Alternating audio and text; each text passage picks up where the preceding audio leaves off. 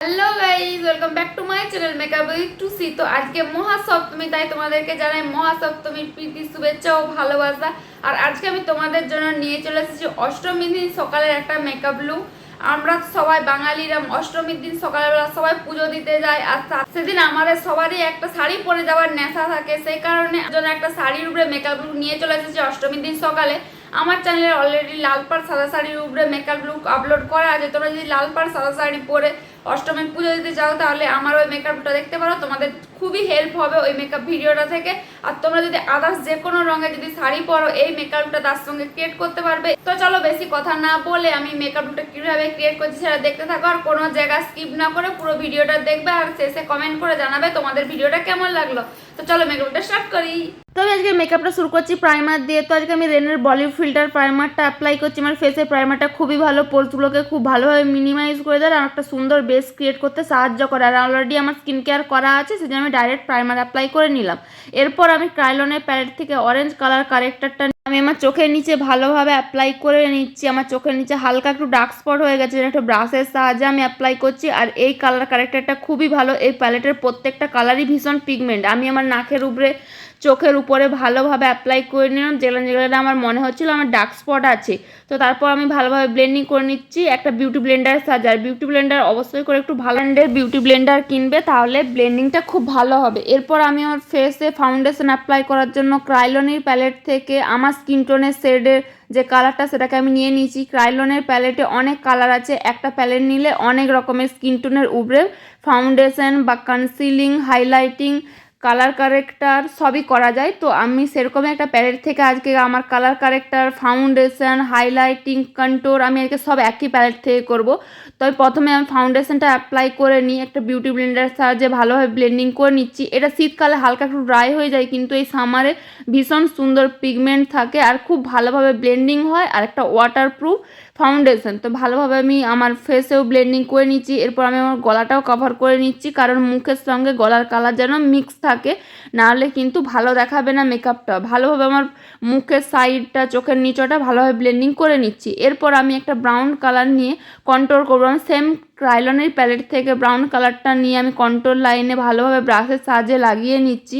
আমার নোজে, জ লাইনে ভালোভাবে অ্যাপ্লাই করে নিয়ে আমি কন্ট্রোল ব্রাশটা দিয়ে ভালোভাবে ব্লেন্ডিং করে নিচ্ছি। তোমরা যদি ব্রাশ দিয়ে ব্লেন্ডিং না করতে পারো, তোমরা বিউটি ব্লেন্ডার দিয়েও ব্লেন্ডিং করতে পারো, বিউটি ব্লেন্ডার দিয়েও খুব ভালোভাবে ব্লেন্ডিং করা যায়। এরপর আমি সেম ব্রাশটা দিয়ে আমার নোজটাকেও কন্ট্রোল করে নেব। তো নোজ কন্ট্রোল অবশ্যই করে করবে। তারপর আমি সেম প্যালেটটা থেকে একটা হাইলাইট কালার নিয়ে আমার ফেসে অ্যাপ্লাই করছি হাইলাইটার করার জন্য।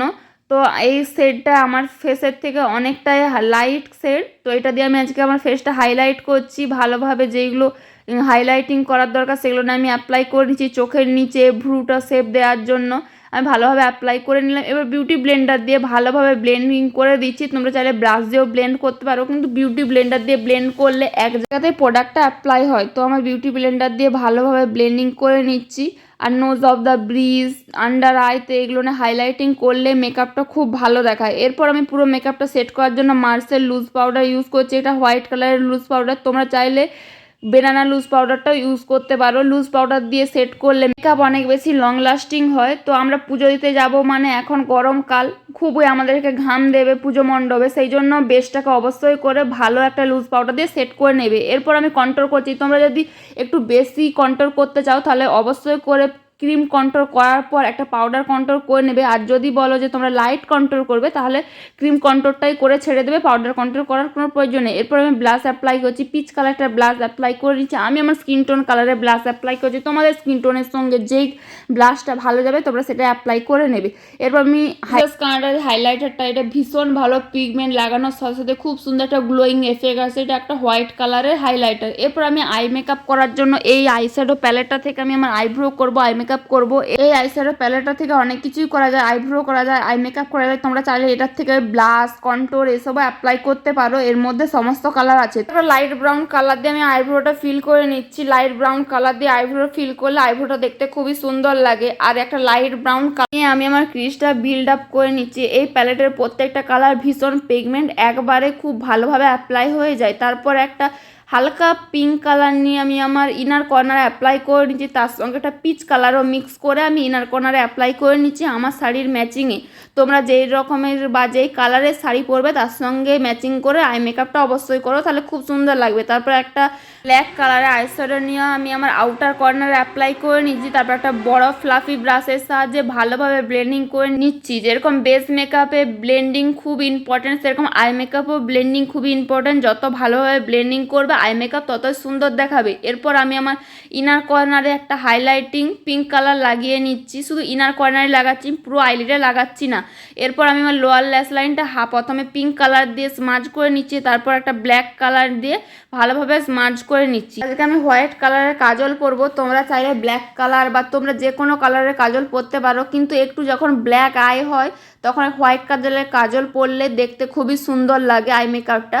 তারপর আমি আমার মাস্কারাটা ভালোভাবে লাগিয়ে নিচ্ছি। আমি আইল্যাশ লাগাবোর জন্য মাস্কারাটা আমি অল্পই লাগাচ্ছি, লোয়ার ল্যাশ লাইনে ভালো করে মাস্কারা লাগিয়ে নিচ্ছি যাতে একটু ভালো দেখায়, চোখটা ড্রামাটিক দেখায়। তারপর আমি একটা পিচ কালারের লিপস্টিক প্রথমে অ্যাপ্লাই করলাম, তারপর আরেকটু কালারের জন্য আমি একটা নিয়ন কালারের লিপস্টিক অ্যাপ্লাই করছি। তারপর এটা আমার ফাইনাল লুক।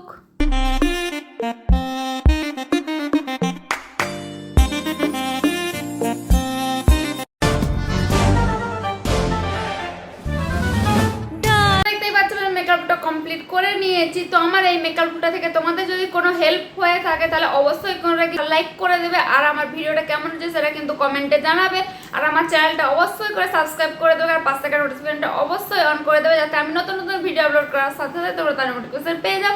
আর আমাকে অনেক অনেক অনেক ভালোবাসা দিও, আর আমার ভিডিওটা অনেক শেয়ার করে দিও। তো বাই বাই গাইস।